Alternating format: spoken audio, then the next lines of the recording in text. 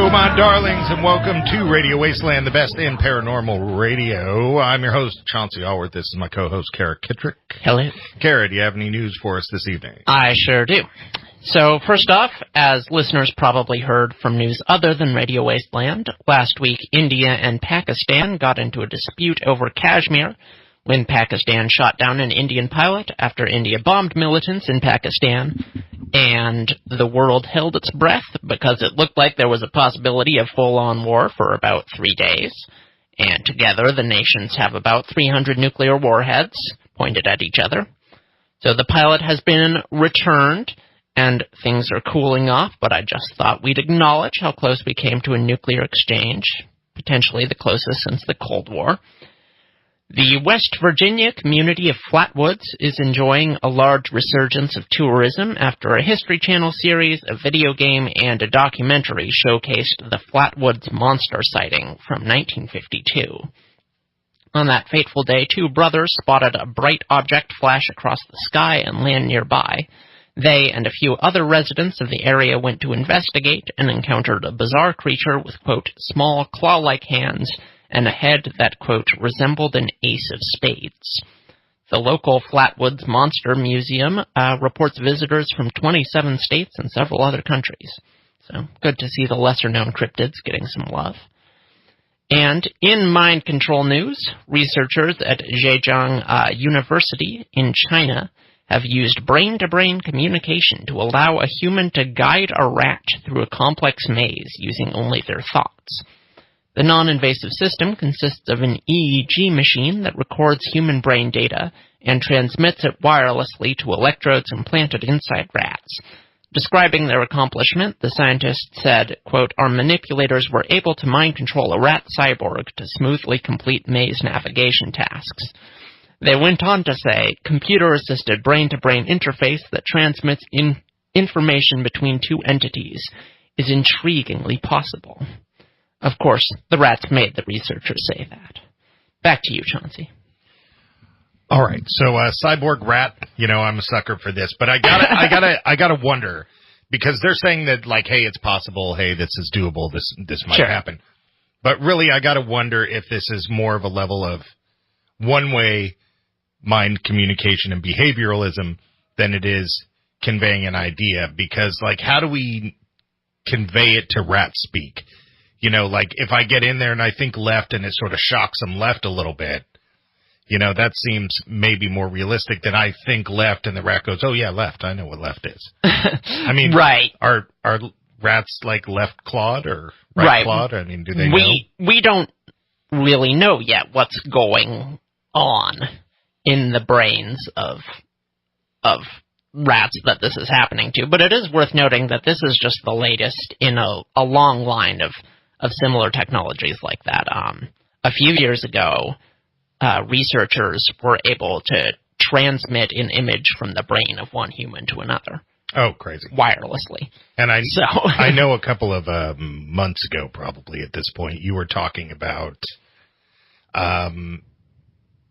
reading thought patterns and turning them into words so that you could actually tell what a person was thinking based off of parts of the brain that highlight and that represent right, that's words. being used with people who have, like, locked-in syndrome, and they're almost totally paralyzed, but you put an EEG net on their brain, and, you know, it allows them to send simple messages. Right, and don't get me wrong, I find all this amazing. The part that I have a hard time wrapping my brain around is the translation from human to rat. Human to rat, exactly. And I think even the researchers probably don't really know how that's working. But I imagine in my head they're not sitting there thinking turn left. It's more like they're like a 9-year-old kid playing Super Mario Brothers who's like licking all around their mouth with the paddle, leaning way far to the left as they turn to the left.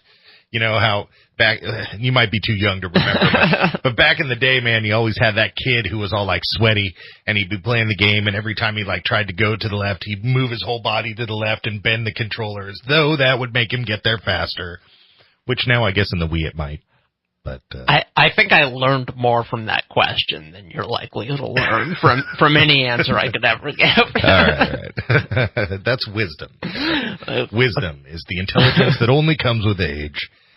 And I apparently have some when it comes to the original Nintendo system. I can't argue with that. And then I'm a little desensitized. You know, this India-Pakistan thing, I couldn't tell if it was being overly sensationalized. I mean, I get that they were pissed at one another, but nothing in the news that I was following really was conveying that that they were threatening to shoot nuclear missiles at one another. No, they weren't, but they were threatening to go to war. Were they? Yes. Oh, I see. And they both have nuclear missiles. Right. So it's not hard to imagine. Yeah. But I mean, you know, nuclear... So let's go to war, but ixnay on the nuclear missiles, okay? I bet you that would happen. I bet you if we went to war with somebody, that probably would happen, that people would both refuse to use nuclear weapons. For one, let's say India and Pakistan went to war with one another, and Pakistan said, okay, well, we're going to nuke India. Sure. They might fire that first nuclear weapon, and basically the entirety of the free world would rain hellfire on them for doing it. So it's like that choice... Yeah, that's more than possible.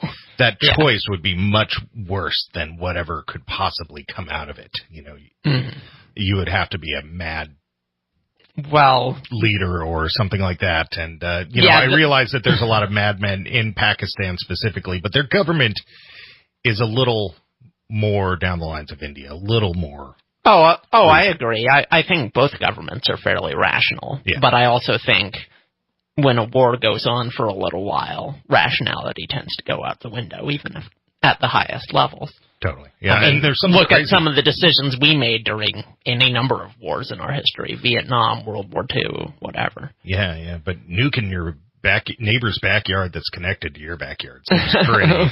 Well, shady, it doesn't make sense to us. I can understand nuking somebody on the other side of the planet. I mean, go ahead, you know. But I mean, your neighbor. I mean, come on. I mean, seriously, you gotta grow your food there. I guess I didn't think of it that way. I don't know. But yeah, it is a little terrifying that we all have these nukes. But I understand that they're not going anywhere. And, you know, what? Yeah, unfortunately. All right, so our guest tonight is a little bit anonymous. Shurlock Holmes is the pseudonym. I want to say his pseudonym, but as we discussed in our upcoming segment no idea. last time, I actually don't know if we're dealing with a man or a woman. Yes. You know, I just don't know. I'm assuming Shurlock is a female, or those who lieth betwixt. Totally. You know, maybe he'll get on there, and I don't know. Maybe it'll be a... It will be Bigfoot, clearing Bigfoot's name. Yeah, totally. Oh, I didn't do this.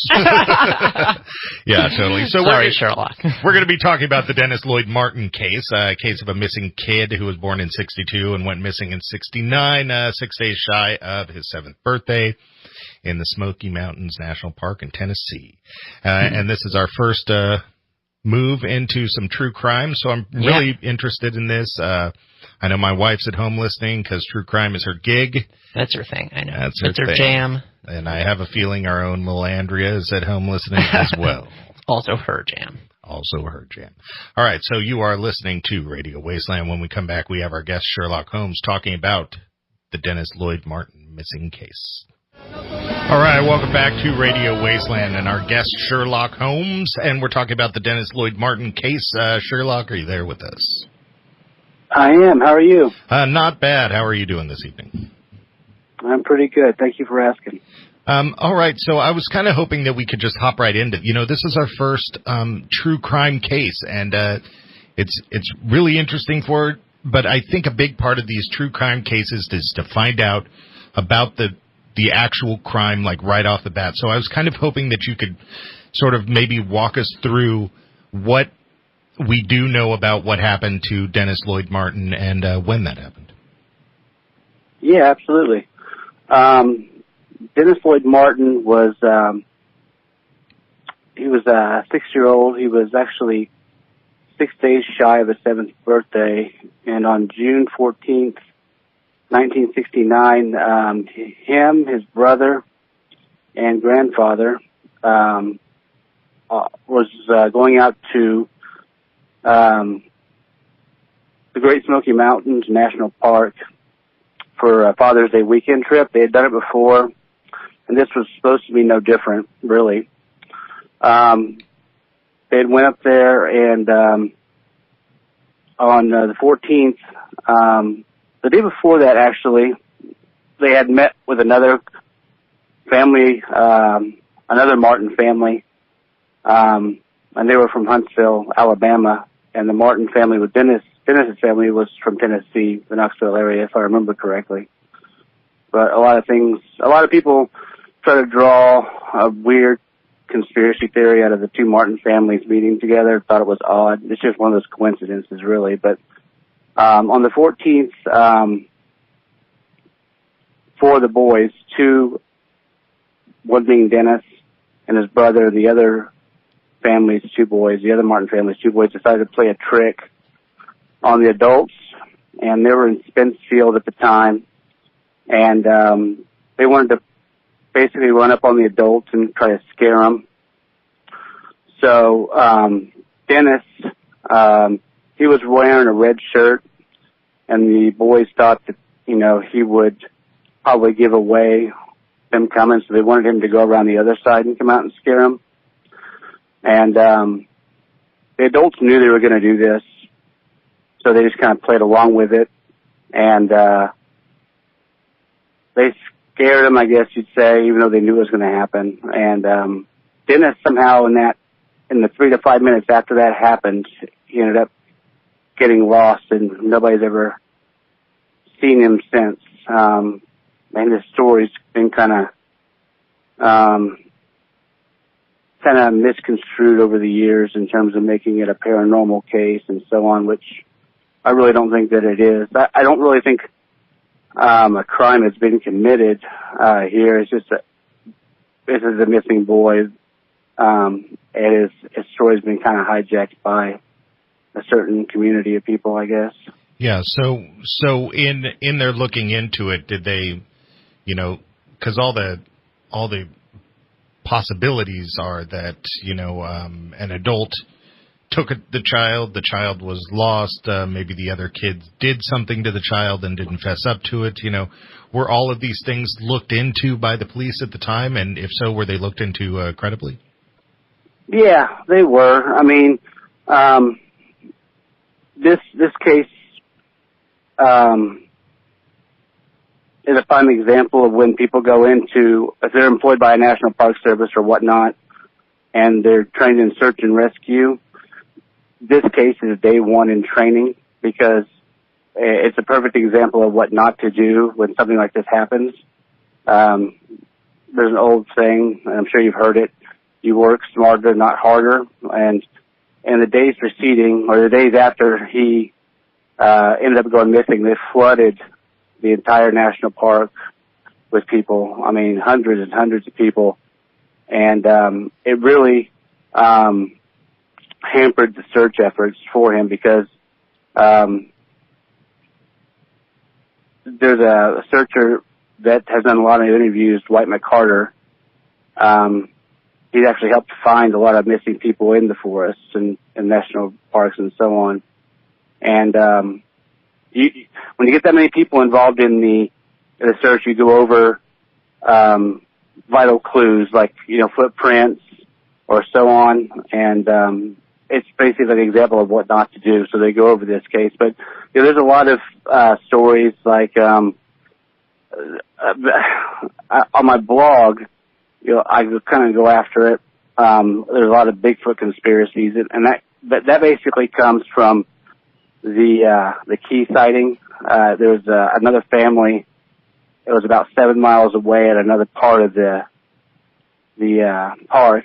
His name was Harold Key and his family, and he didn't remember exactly the exact time that he saw this, but him and his family were walking, and they heard what they said was an enormous, sickening scream.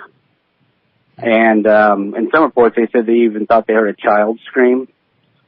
But they said they heard it, and a few minutes later, they said they walked about 200 yards 200 yards further after they heard the scream, and then they saw what they described. His kids were with him at the time. They said they thought they saw a bear. And he said that it wasn't a bear. It looked like it was a very rough-looking, unkempt-looking man that was kind of moving stealthily in the woods to try to prevent people from seeing him. And he said at the time he thought it was a moonshiner. But he said he was obviously hiding. He was definitely trying to avoid them seeing him. And that was one thing. He came forward a couple of days after, because at the time they didn't know Dennis was missing. And he said it bothered him after he heard about it, so he came forward. But there was no specific time that he remembered when he heard it, so it may not have had anything to do with Dennis. But a lot of people have, I know David Paulides, he mentions it a lot. But at no time, a lot of people have said that the unkempt man or whatever, wild man or whatever, was carrying something over his shoulder. But if you go to my blog and read that entry, at no time in any of the newspaper articles that I've posted there does it say that they saw a wild man carrying anything over his shoulder. That's something that's been added over the years, unfortunately. Yeah, there seems to be a lot of embellishment added to these things as time goes on. Oh, a lot, yeah. There's a whole lot of them, unfortunately. But they had the FBI come in, and they kind of went over every possible scenario. They had even some psychics that throw their 2 cents in. But everything that they investigated didn't seem like there was no really crime that was committed, in my opinion. I know that the Martin family wanted to leave the possibility open that Dennis may have been kidnapped, but they said that at the same time there was no evidence of that taking place either. So they left it open to interpretation. But I'm sure as time goes on that the parents, as terrifying as kidnapping may be, as time goes on, if there is no kidnapping, it does leave parents thinking the worst, and at that point, kidnapping probably starts to sound even a little better because it means they might possibly be alive. Absolutely, yeah. I could imagine that would probably be the case. They at least want to know that their, missing child was with somebody and they weren't alone in the forest by themselves. Yeah, I often think about this with parents of missing kids. I have kids myself, and is it better to know that they died, or is it better to know that they might be out there somewhere? I often watch these things and listen to these things, and I wonder which would be better for the parent. True closure or no closure. You never know. Yeah, I guess different people react different ways.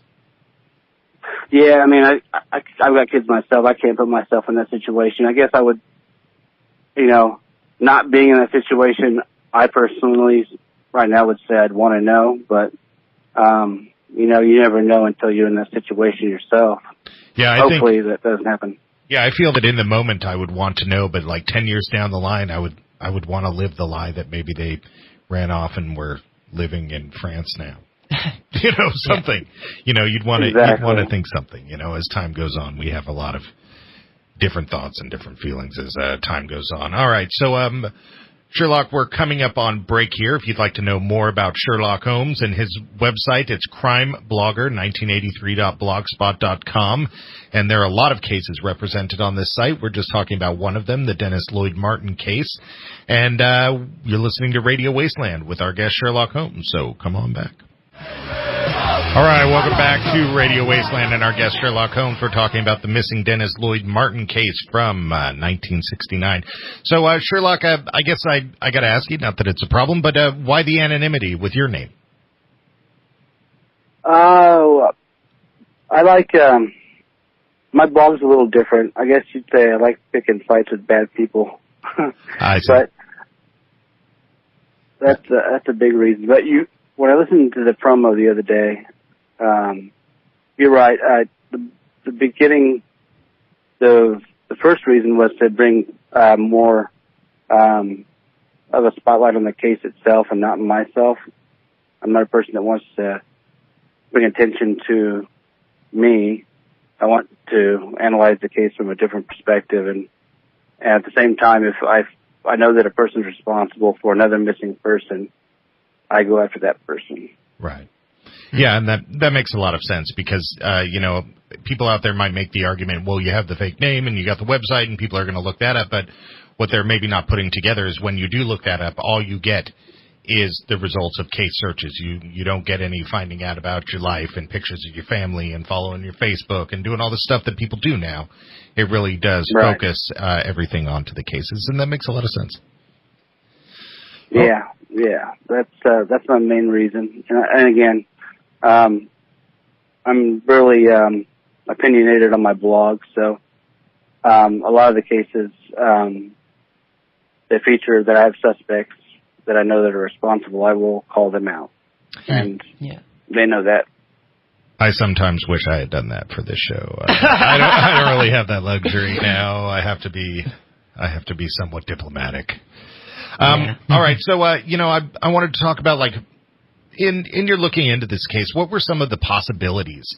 It's like surely they looked into, how does a kid go missing so incredibly quickly in such a short amount of time? We're looking at, from the explanation of the case, we're looking at like 10 minutes, 15 minutes tops, and then all of a sudden this kid can't be found. So, my thoughts are like he fell in a hole, or that, some sort of animal took off with him or something. Did anybody really I assume that they looked into holes and chasms and little stuff in the area, and they looked at the possible wildlife in the area. All that was looked into?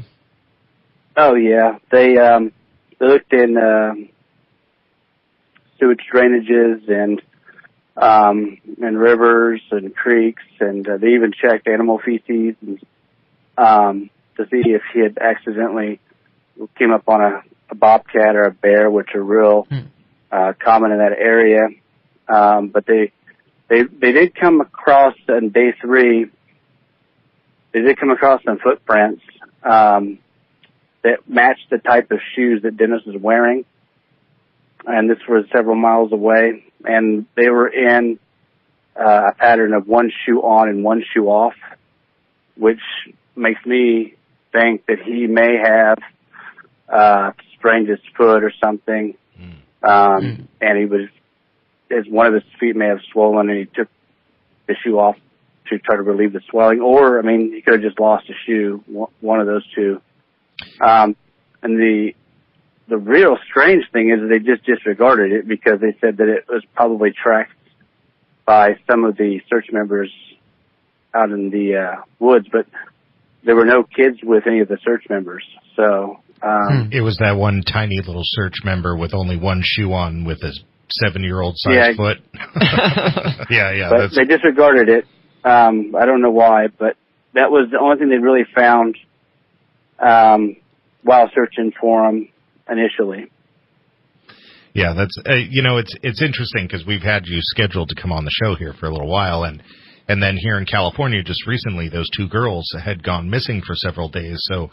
This kind of gave me a week here where I was really thinking about this topic and how it can be so hard to find them. And it's very sort of confusing to me, especially today with the technology that we have. I guess they had a Black Hawk helicopter out there. You wouldn't think it'd be so hard to find a child who went missing in such a small area, because it's not like, I know it's a big area, but it's not like they took off sprinting into the wilderness as far and fast as they could. They're not a marathon runner, so really, I'm just really surprised. Like, what is it that makes it so hard to find these people in these situations? Well, I went, this is a personal story. I went camping with my grandparents when I was about Dennis's age. We went to Lake Texoma.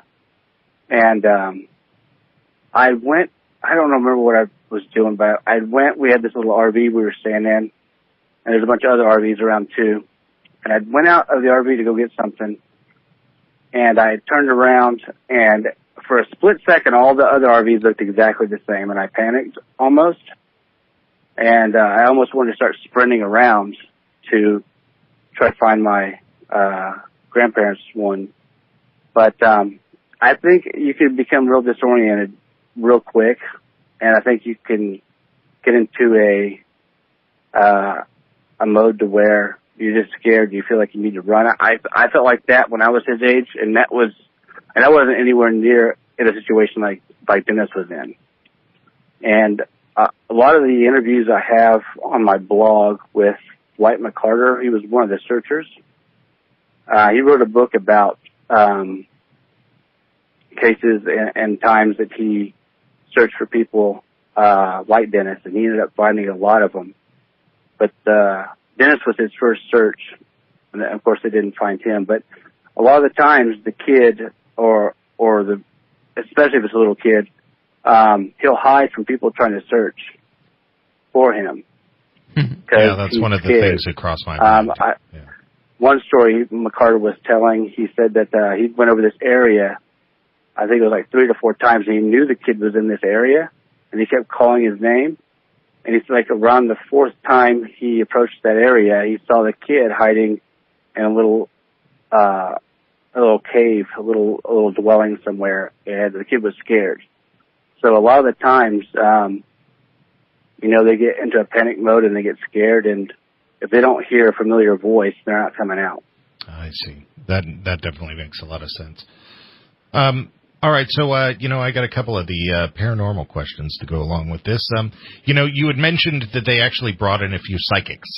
I'm curious do we know what any of those psychics said they thought happened?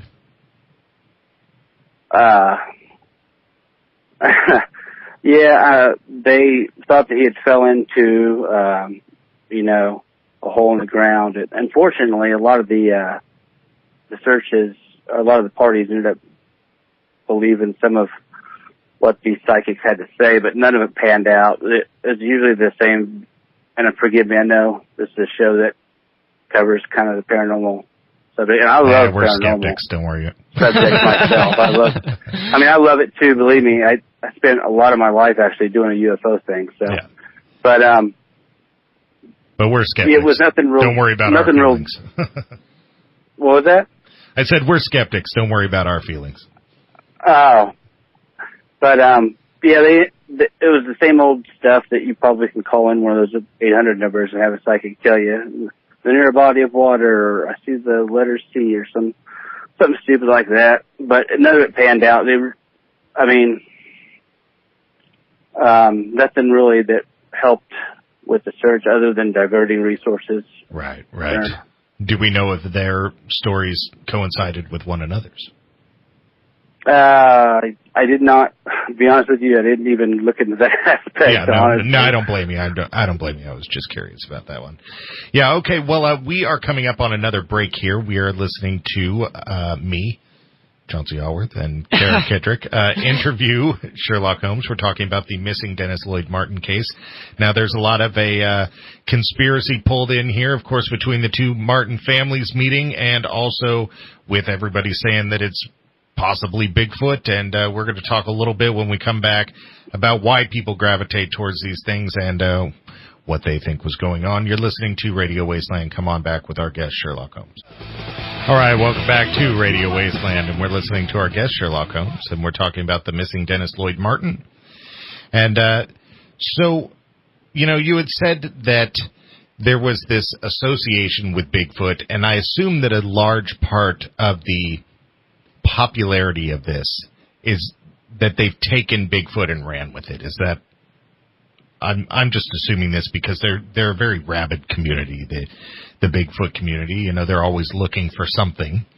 And as soon as the connection was made there, did they latch on pretty heavy? Yeah, they could say that. And I'll go ahead and say this right now. I love Bigfoot. I did my 3rd grade book report on Bigfoot, but Bigfoot has nothing to do with this case. So why they kind of, inserted Bigfoot into this case and kind of ran with it, I can only assume that it had to do with the Key sighting, even though Harold Key never said, Bigfoot did it. Although, listening to, I heard that promo you guys played, and Kara mentioned a good aspect. Bigfoot might have been framed, so I might need to go back into my entry cover that aspect of it, maybe. I don't know. I was worried about that, you know. Totally. How unfair. Right. Well, a lot of Bigfoot researchers, you know, talk about how docile and non-threatening the creature really is. Right. And, don't so it's blame, weird that they latched onto it because don't blame the cryptid. You know, they've had enough. Yeah, well, I mean, it's weird that so many people would latch onto this when really that's a rare association. I mean, I'm going to pick up this child and run off with it. And I don't know. It is a weird. It is a weird association, you know.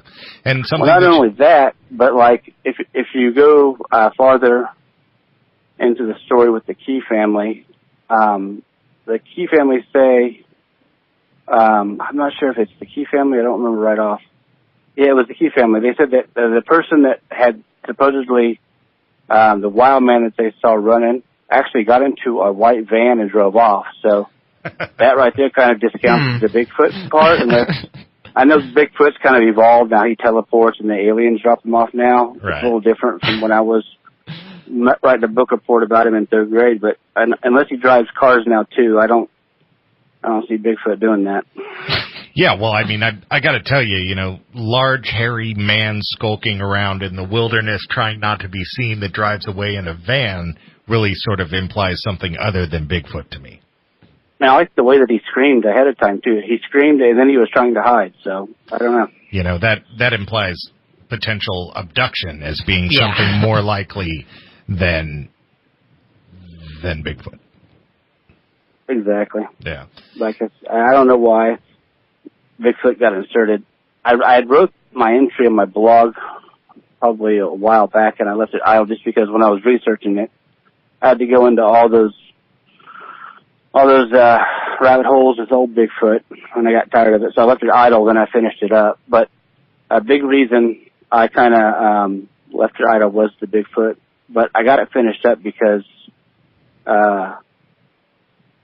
my associate, my Watson, who does the Unsolved Appalachia site, she did a post on him too, so, and which is pretty good. You should check it out too. But she doesn't cover Bigfoot either. But but yeah. What was the sort of association that people tried to make between the last name of Martin? Why any conspiracy there? What would that even be? Well, you know, a lot of these conspiracy theories, they're getting a little bit more, I don't know what you call it. I get it. They're getting like transcendental, like they're making time connections or something wild. Well, they're getting a little more volume and a little more attention because of David Paulides, and I like Paulides. He does a lot of good work in terms of like documenting missing persons cases, but all he does is add flair to all of them. I see. Like all the details that we went over in terms of the man, the scream from the Key family, the part that he got into the car. He leaves a lot of that stuff out, and he leaves it open to interpretation. I know that Paulides is big on Bigfoot himself, so I think that might be part of the reason, but he tends to leave out a lot of the little things, and he wants to leave. He never says it himself that, you know, Bigfoot came and took the kid, but he kind of sways you in the direction with his narrative. Right. So a lot of it, in terms of this case, I think has to do with Paulides, which he did do a lot of good things in this case. I'm not saying that I'm not trying to attack the guy personally. He did go after and talk to Dennis's father William, and he talked to some of the searchers and so on. So he's done a lot of good work there, but he leaves out a lot of little details which would totally negate. I don't even know how Bigfoot got into this case to begin with, but he could take it out of the equation. But when you hear him tell the story, he leaves out a lot of those things. So do you think we can give any credit to that sort of situation? I mean, so here we are, we're dealing with 69, 40, 60 years later, that the associations that people have made with Bigfoot are somehow keeping the case alive and people interested, or do we owe any credit there, I guess? I guess there could be an argument for it. I don't like it, but I guess there could be an argument made for that. I get you. Yeah. I get you. All right. Well, we don't have too long until the end of the show here, so we wanted to ask you, what do you think happened? What is your take after reading all this stuff, and what do you think happened to this kid? What do you think happened? He got lost and he perished of exposure somewhere in the woods. You think so? You think he hid from researchers? Yeah. I mean, not researchers, from searchers, and just got lost? Yeah, it's easy to miss things.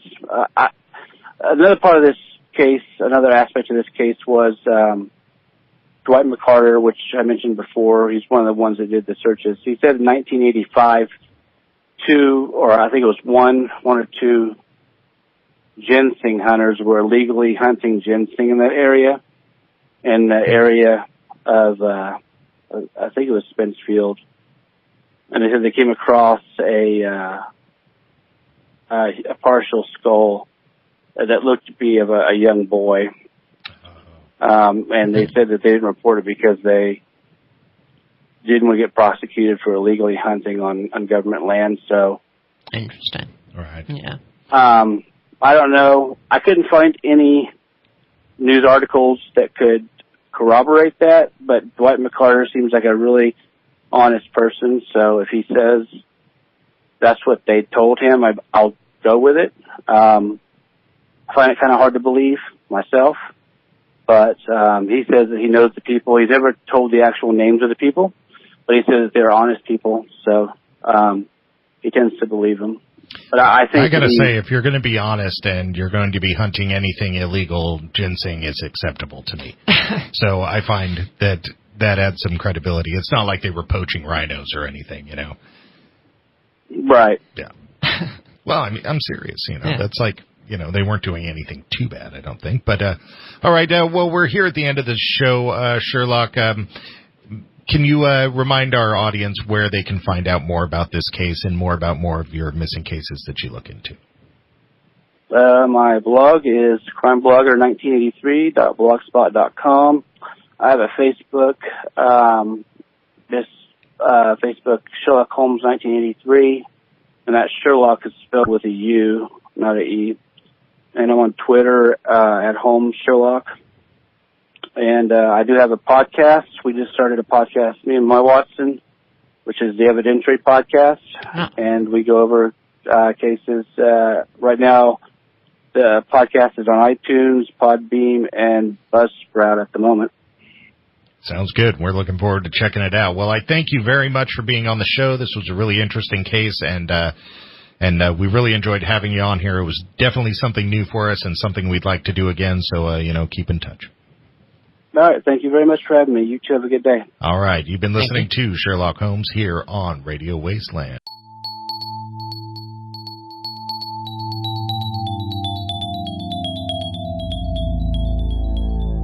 All right, welcome back to Radio Wasteland. We've been listening to our guest, Shurlock Holmes, the mysterious Shurlock Holmes, and we've been talking about the missing case of Dennis Lloyd Martin.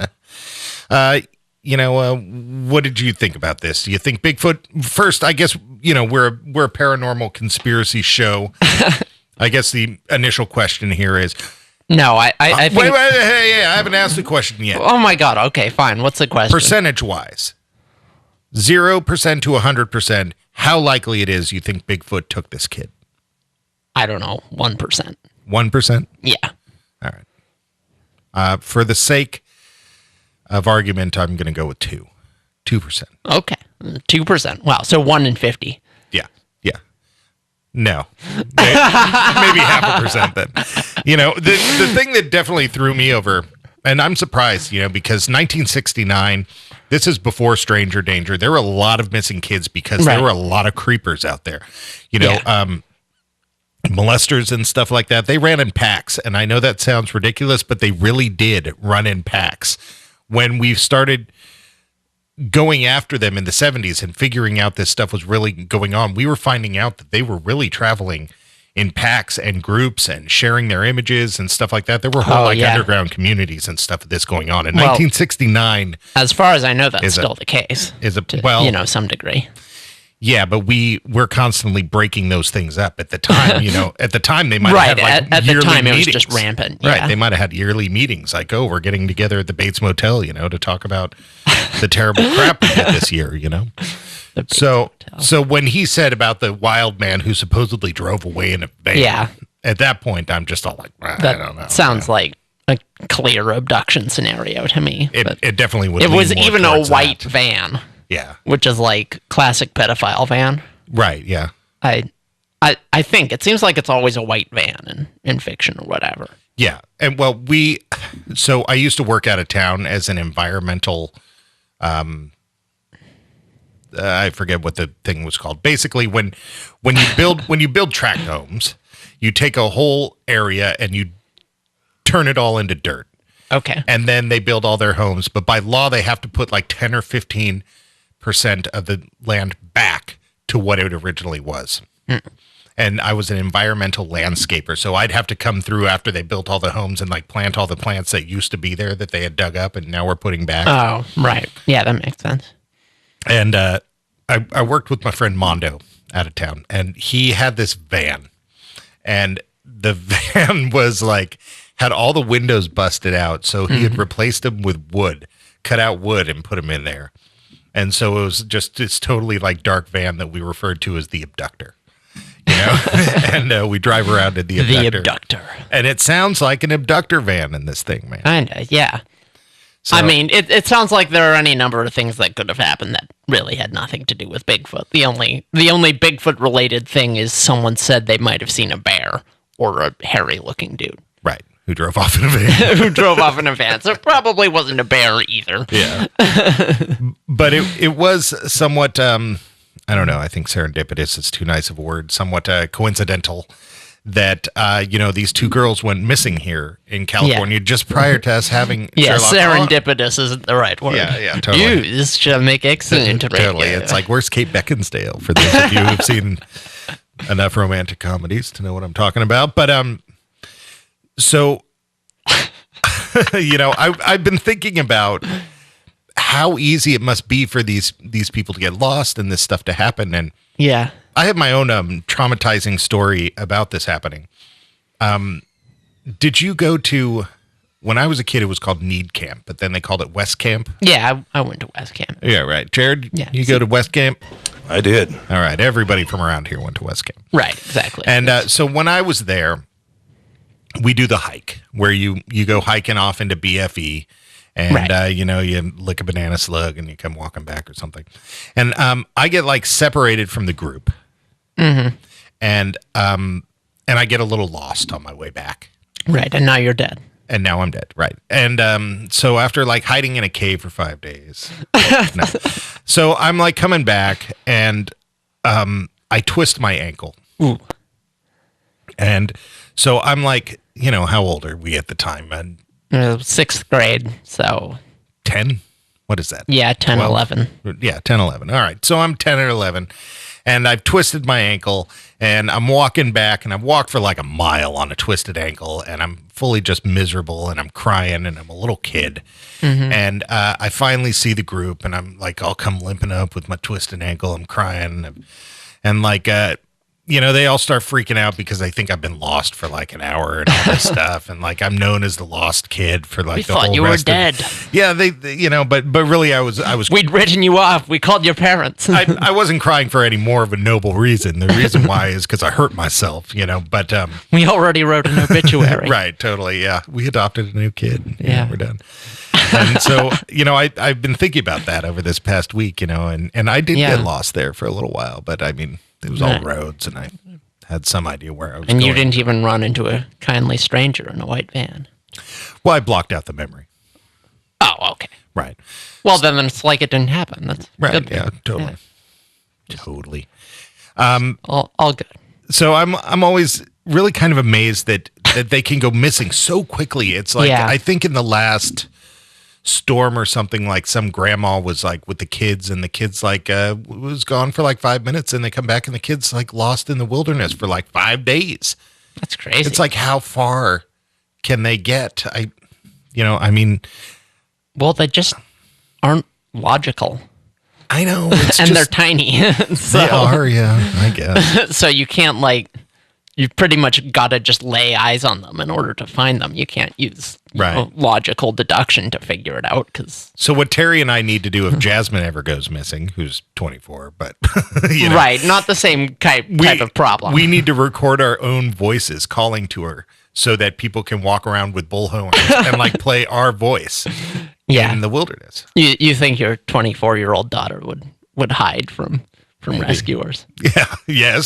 Yes, I do. Yes.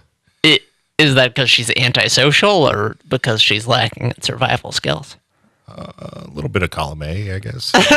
Might be both. Might be both. Okay, yeah, that's fair.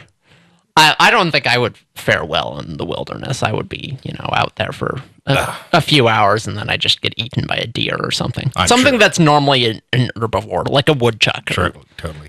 I would just be like, ooh, I'm the top of the food chain now. Totally. Now that Kara's in the woods. We found a shoe with an ankle sticking out of it being chewed on by a ruminant. Exactly. That's disturbing. Yeah. Well, it'll happen. So what'd you think about this being our first? I don't know if true crime really fits it. He's a crime blogger, but, in this case, there might not have been a crime. It might just be tragic, true tragedy. Well, it was a lot like our other shows, except, we discussed a case, except in this case, we discussed why it wasn't Bigfoot instead of why it was Bigfoot. Right. That'd be an interesting concept, why it wasn't Bigfoot. I wonder if that what I want is like a Crossfire-style situation with, like, that guy and then just some hardcore Bigfoot believer, and they can just duke it out and then come to blows. Right, like that guy who wanted to shoot Bigfoot. Yeah, exactly. Just get them both talking about, the existence of Bigfoot and then record the fist fight. Right. That's awful. All right, you're listening to Radio Wasteland. Come on back. We got some more.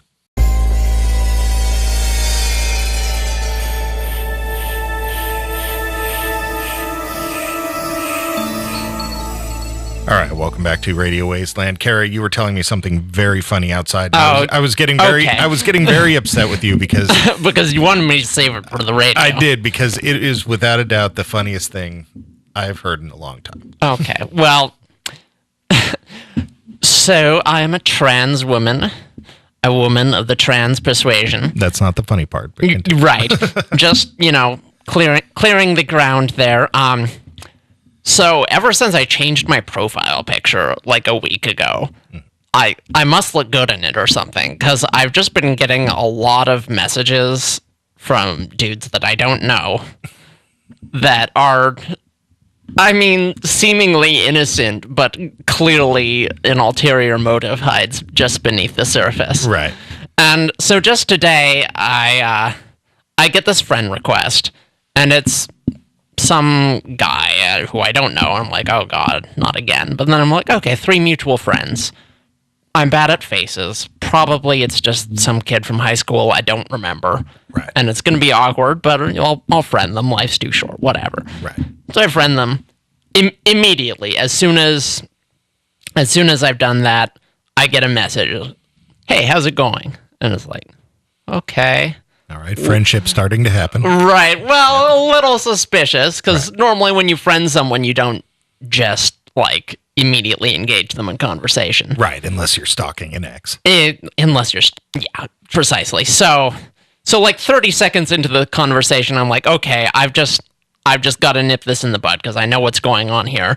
And I'm like, hey, so I'm really sorry if I'm misconstruing things. I don't want to offend you or anything, but just letting you know I'm not into guys, very gay, huge lesbian, just, letting you know, sorry, I'm the worst for being so blunt. And they were like, no, I'm not hitting on you, it's fine, that's nothing, whatever. Beginning of a quality friendship. It's like, okay, great, they're not hitting on me.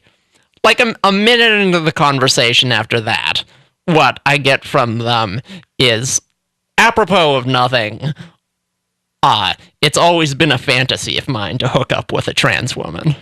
Awesome. Okay. Waiting for that one to drop. Okay. We're at red alert now. And 30 seconds later, they say, so just curious, are you attracted to guys or girls? Like, well, I'm attracted to people who listen. Right, yeah, totally. People who,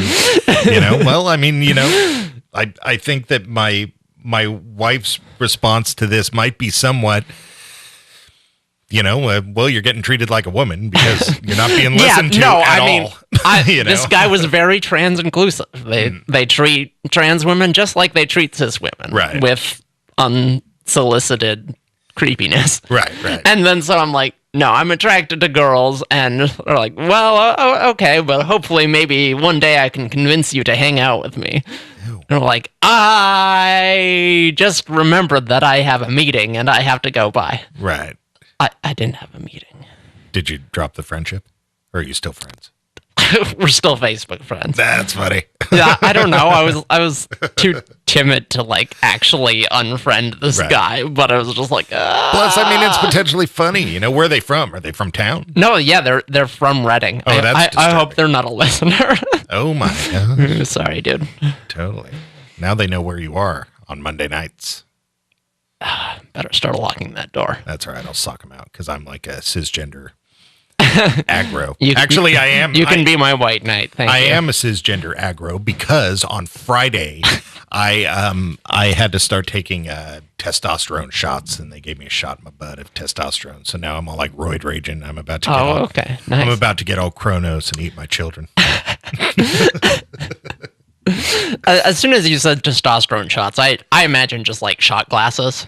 Totally. Shots! Yeah, totally. It has to be steroids. Yeah, totally. They bring him in, it's like a pack of Hooters girls, and it's all balanced on a tray. They bring in the testosterone shots, and you got to lean back, and you're all, whoa, and at the end, you rage out and you high five your frat brothers.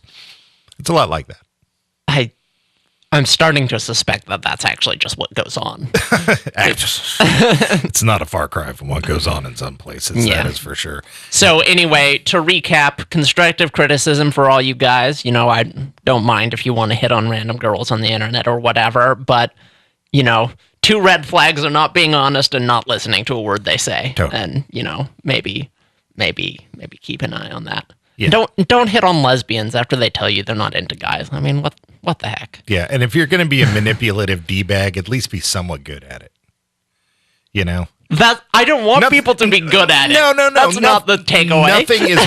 Nothing is more insulting than somebody who is a terrible manipulator trying to manipulate me as though they think we're on the same playing field. Right. Okay, that's fair. That really insults me. I'm just all, come on, man. Do your research. Do you think I'm as dumb as you? Right. Come on. I'm totally out of your league in so many ways. All right, you're listening to Radio Wasteland. Come on back.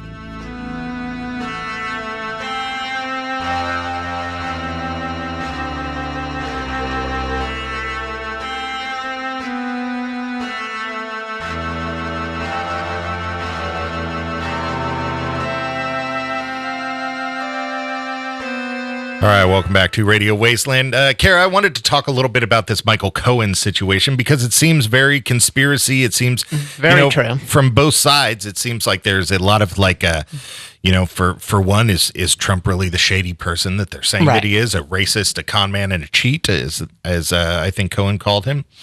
I might have had the con man wrong, but I got the first and the last one wrong. And then, on the other side, the argument can be made that they got to him. Yeah. That the powers got to him. Right, this is what I've been saying from the beginning. This is a wacky situation where both sides are alleging a conspiracy. And in fact, there's no way to be like the reasonable person who doesn't believe in conspiracy theories in this particular situation. There is a conspiracy going on. Right, there is a conspiracy. Right. It's just a question of whether it's Trump and associates colluding with Russia, or a question of, I don't know, the deep state or whatever. The deep state trying to take down the president. Yeah. Or, the possibilities of the Democrats colluding with Russia is in there as well, wasn't it? With the Steele dossier, wasn't that roundabout coming from Russia, that information? Well, I don't think so. I think it came from this guy, Michael Steele, who's just an investigator. He's a British guy. British guy, yeah. So you can believe him. I mean, I don't know that you can believe him or not or whatever. It sounds like it was opposition research. I don't actually remember a lot of details, so I'm sure I'm going to get this wrong. It was opposition research originally done by Hillary Clinton that ended up getting picked up by the intelligence community because it unearthed some interesting stuff. Right. Like the P-tape. Right. Which has not been confirmed. Right. Yeah, but it's been heavily assumed. Right. It is worth noting that nothing in the Steele dossier has been disproved. Or proved. Plenty of it has been proved. Oh, it has. Oh, yeah. That's disturbing. Yeah, there's two things in the dossier. The stuff that hasn't been proved and the stuff that has been proved. I see. But well, my main problem, I think we've talked about it on here before, is that at the end of this, I want a group of people to go to jail. And here's why. Because somebody on one side or the other is trying to undermine the American people. Sure. Somebody is being treasonous towards us by trying to manipulate us in negative ways. And if it's the Republicans, that's fine. If it's the Democrats, that's fine. But I want to find out who it is. And I've just had enough of this. I think somebody needs to get in trouble, and we need to straight up say, no, that's not happening. I would have to agree. And I think several people are already going to jail pretty definitely, including Michael Cohen. So yeah, but none of those so far really have anything to do with Russian collusion. Of those people going to jail, well, they're all sort of like Paul Manafort did. That was kind of one of the whole things. Yeah, but that wasn't the campaign thing, was it? I mean, the only thing that they found that Roger Stone also, that's definitely a collusion. Well, that was thing. the WikiLeaks. That wasn't a Russia thing. That was the Julian Assange situation. Yeah, granted. Now, down the road there, eventually there's the Russians. But, I mean, you have to know that's what's going on. Now, I forget, but someone we know that they gave, I think it was Manafort, gave a lot of campaign polling data to the Russians. Right. Yeah. And so that's pretty, that's textbook. Hey, could we have some help with this election, please? Right. Kind of a thing. Yeah. I find it all just really it's hard to keep track of. Disturbing and yeah. It's like, I'm trying not to be too political in what I say here, but I really can't help it. It's like we're coming up on some elections here in California, and one guy was a Republican and now he's running as a Democrat. And my wife and I were talking about possibly, would we vote for this guy? Let's see what he believes. And my wife's just, he used to not believe in climate change, but now he does. But that's a deal breaker for me, she says, because if he ever didn't believe in climate change, I just can't vote for this guy because I can't trust him. Right.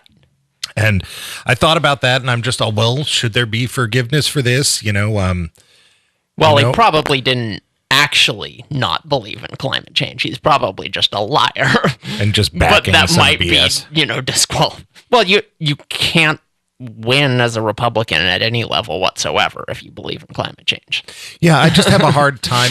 This is probably what makes me a skeptic when it comes to this paranormal stuff. Right. Is that I have a hard time at the idea of, okay, so let's say the flat Earth. Let's take flat Earth. Flat Earth. All the scientists in the world are telling me that the Earth is round. When I walk out my front door, it looks flat. I get that. I walk out my front door. Yeah, sure, it's flat. That's what I see. I don't see any curvature in my day-to-day life. I drive down the freeway. I go to work and blah, blah, blah. And, but I think it's really weird that anybody who doesn't have a PhD or some sort of life pursuit of the sciences or something like that is going to say, no, the entire scientific community is wrong on this one. It seems a little bit overly confident, and I can't trust anybody who would just outright refute the entire scientific community when really they don't have any credentials to do so. I mean, preaching to the choir here. I 100% agree. I don't. Although that reminds me, do you mind if I complain about Mark Levin for a second? No, go ahead. So I was in here earlier and I could hear him on the radio. And he was talking about the media in this country, and he was saying, they're undermining freedom of the press because most of the media. I believe he was saying they're undermining the freedom of the press. That was not a bad Mark Levin. All right, go ahead. But he was saying, they're not credible. Mostly they're despicable, and it's like maybe but that's a little hard to take from Mark Levin. Yeah. When he is a pundit talking about investigative journalists, who's basically their job is what police investigators do, except, what they uncover gets printed and not used in court. Right. These are people who deal in facts. Mark Levin, Sean Hannity, Rachel Maddow, whoever you want. These are not people who deal in facts. So when they're like, the media is, 100% reprehensible, it's like... They're not the news, they relay the news. Other people are actually getting the news. Yeah, I get what you're saying. It's like Maury Povich going after, David Muir or something like that. Right, it's or Bob Woodward. Or, right, yeah, exactly. Yeah, Maury Povich going... It's literally at that level. It's like, you... do not have the standing to criticize because you are not a journalist. And you are the media. Right. And they're always like crapping on the media as though they're not the media. Right. I can't sit here and go like the media is pumping everybody full of lies. Up next, some guy talking about Bigfoot. It's like... I mean, honestly, I agree with what he was saying as far as it applies to, people like us. Mm-hmm. The Rush Limbaughs of the world, or just people who are out there saying their opinion on the air.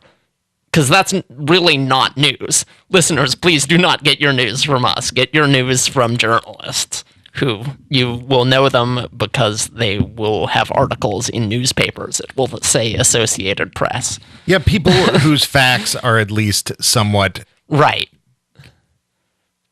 People who, if they lie, or if they are uninformed, that their careers are at stake. Exactly. Pundits don't have that issue. Pundits absolutely do not have that. Yeah. All right. You're listening to Radio Wasteland. Stick around. We're going to talk about what's coming up next.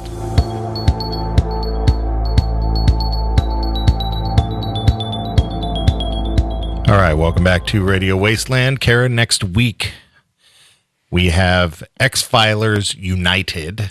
Ooh, that sounds cool. Yeah. We have our guest, Jamie. Oh, no. I don't know if I can pronounce this. Let's have you do it. Mauricio. Mauricio. Thank you, Jared. Okay. Gosh, Jared's got to step in and make us look like fools. Yeah, so... thank you, Jared. That was very helpful. That was helpful. Jamie Mauricio coming in. He's an author and a researcher. And X-Filers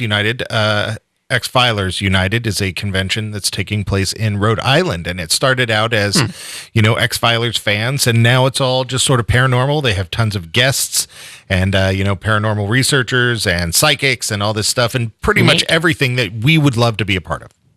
Okay. So is he coming on just to make us jealous? Or what? No, to tell us about all the guests and all the shows, and mainly about himself. He's a author and a researcher. He's written some, and his book, a fiction book, somehow magically implanted in his mind, and he could not get it out of his head. However, it wasn't until that day in August when he experienced a unique calling from someone he just couldn't say no to, and began writing. Like The Godfather? Well, I don't know. That's why it's an opera that he couldn't refuse. That you just can't say no to? Yeah, no, I love it. I love it. Yeah. But, this is one of those guests when I have them on and stuff like that. I'm always like jealous. I'm just, oh man, this person's like fully they're living our lives. They're living the life. Yeah, the life that we want. Yeah, I have to go home to my stupid family. And this guy's like, in his picture here, he's hanging out with his dog doing paranormal stuff. Oh, that's awesome. Yeah. And wait, is he Shaggy? Is his dog Scooby-Doo? Is that what's happening here? No, he looks a little less inebriated than Shaggy. That's not hard. Yeah, but I am really excited about this, and it really just sort of brings me back to that we, with very little effort, could get our butts out of here and go to some of these things. I mean, we live in the most populous state in the entire country. That is true. And while we may live at the least populous end, there's a lot going on, and not that far south. Doing things is hard, Chauncey. Is it? Yes. What do you got going on that's so important? I don't know, nothing. Yeah, that's what I'm saying. Oh, I see your point. Yeah. I mean, granted, it costs a couple bucks, but, Yeah. Well, I don't have anything going on, but I also don't have any money, so. Right. Well, we can sleep in my car and cuddle for warmth. Think about it. I'll ask you on Facebook. Oh, God. All right, you're listening to Radio Wasteland. Check us out next week as we talk about the X-Filers convention.